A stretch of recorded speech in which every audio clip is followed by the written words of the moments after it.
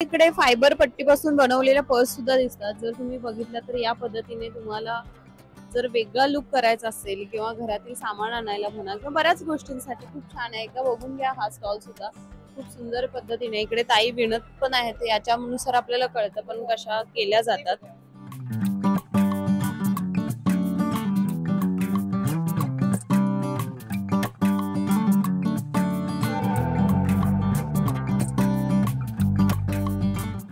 या पद्धतीने पुढे फिनिशिंग सुद्धा दिसतं आणि या छोट्या मोठ्या पर्स वेगवेगळ्या किमतीला आहेत, म्हणजे अगदी 250-200 पासून सुरुवात झालेली आहे।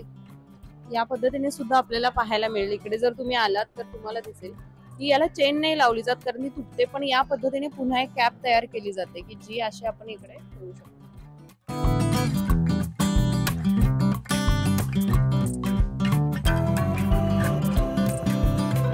इकडे आपल्याला एक पर्स सुद्धा दिसते की अशी आपण घेऊन सुद्धा जाऊ शकतो। आपल्याला कुठे बाहेर जायचं असेल तर यामध्ये संपूर्ण सामान सुद्धा पूर्ण घेऊन येतं आणि त्याचबरोबर स्टाईल सुद्धा वाटते। संपूर्ण व्हिडिओ पाहण्यासाठी माय महानगर मानिनी चॅनेलला जरूर भेट द्या।